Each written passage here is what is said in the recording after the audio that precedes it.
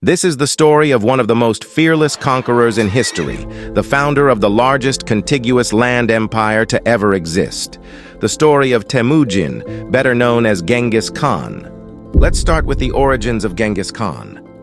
Temujin was the son of Yesugei, the chieftain of the Mongol tribe Borjigin. During Temujin's early years, his father Yesugei was poisoned and murdered by his adversaries from rival tribes. Following his father's demise, Temujin's family was ousted by his clan. The 8-year-old Temujin, along with his mother and siblings, lived in poverty for nearly 6 years. Nevertheless, in the face of poverty and adversities, his intention to become a great conqueror remained unshaken. Temujin's fierce nature was evident from a very young age. Once he even killed his half-brother over the sharing of hunted food. The rise of Genghis Khan. As he reached adolescence, he was successful in making allegiance with Jamuka, who was his blood brother, and married Borte, the daughter of another chieftain, Togrul. Togrul, who was the blood brother of Temujin's father, now swore allegiance to Temujin. Temujin believed in unifying the constantly warring Mongol tribes. He knew it was the only way to build an empire. He would first try to convince the nearby tribes to join him. If they refused, war would ensue, and the opposing tribes would be annihilated in the most brutal way. He would also marry daughters of chieftains of other tribes, as this would make them allies quickly. As his power grew, Temujin was later called Genghis Khan, which stood for Universal Ruler. Conquests of Genghis Khan. Khan had reformed the Mongol army like never before. He implemented a hierarchical system within his army.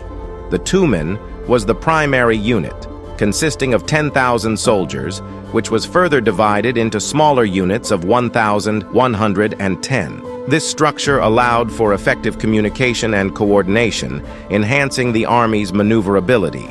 He was known for his tolerance towards conquered people who surrendered. He often incorporated skilled individuals or soldiers from conquered territories into his army. The soldiers were subjected to a meritocratic system that rewarded competence and loyalty, which fostered a sense of unity and commitment among the troops.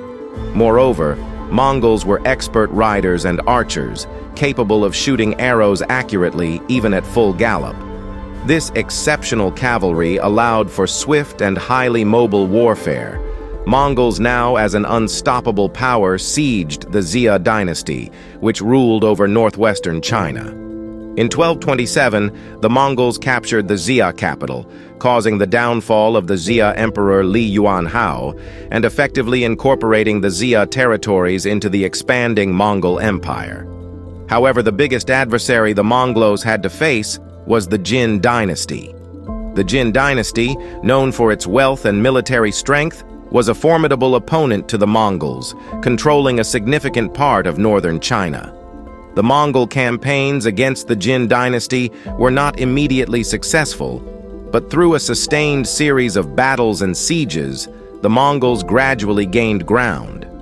The final blow came after several decades of warfare when the Jin dynasty fell in 1234 to the combined forces of the Mongols and their allies, led by Genghis's son, Ögedei Khan. At its peak, the Mongol Empire expanded from Eastern Europe across Asia, spanning from the Pacific Ocean in the east to the eastern borders of Europe in the west. It encompassed regions from present-day China and Korea to parts of Eastern Europe, including modern-day Russia, Ukraine, and the Middle East. The death of Genghis Khan. The exact cause of Genghis Khan's death remains uncertain and is a topic of historical debate. According to historical accounts, Genghis Khan passed away in 1227. One prevalent theory suggests that he sustained fatal injuries during a battle or a fall from his horse. Genghis Khan requested an unmarked burial site. Folklore tells of a river redirected over his grave to ensure its secrecy. The 2,000 slaves who participated in his funeral were reportedly slain by soldiers assigned to watch over them. Subsequently, these guards were said to have been eliminated by another group of soldiers who eradicated anyone and anything that might reveal the burial location.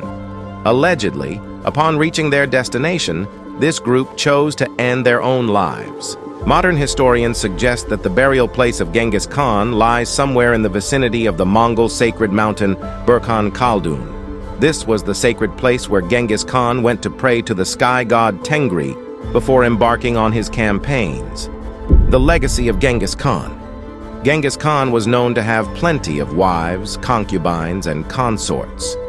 Genetic studies suggest that about 8% of men in the region of the former Mongol Empire share one single male ancestor, which undoubtedly would be Khan. This would mean that 1 in 200 men living now would be direct descendants of the great emperor. The wars led by Genghis Khan were responsible for the death of more than 40 million people, which was about 11% of the world's population at the time. Studies suggest these bloody conquests helped the environment, removing nearly 700 million tons of carbon from the atmosphere. Khan indirectly helped global cooling. At its zenith, the Mongol Empire covered nearly 18% of the world's total land mass.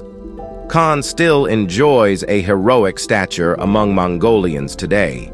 His name and likeness appear on products, streets, buildings, and other places. His face can be found on the Mongolian currency. Mongolia's main international airport is named Genghis Khan International Airport. Genghis Khan's birthday is celebrated as a national holiday.